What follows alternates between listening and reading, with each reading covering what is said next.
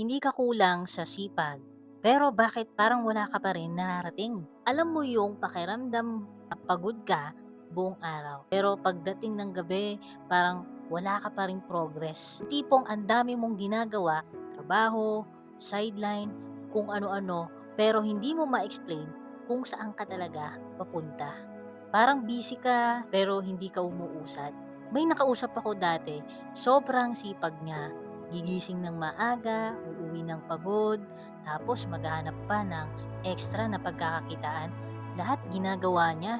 Pero isang araw, sinabi niya sa akin, alam mo, parang kahit anong sipag ko, parang paikot-ikot lang ako.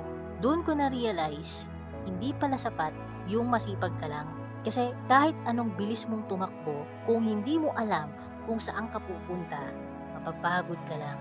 So lahat ng effort niya, walang malinaw na direction. Kaya kahit gumagalaw siya, parang stuck pa rin siya.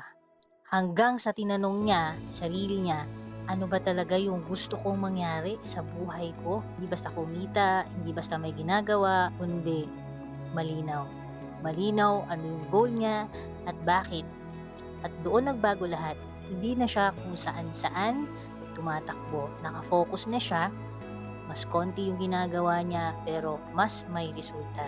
Kaya kung pakiramdam mo, pagod ka, pero walang progress, hindi ka kulang sa sipag, kulang ka lang sa malinaw na direction kasi ang sipag, multiplier lang yan. Pero kung mali yung direction mo, mas bibilis ka lang maligaw.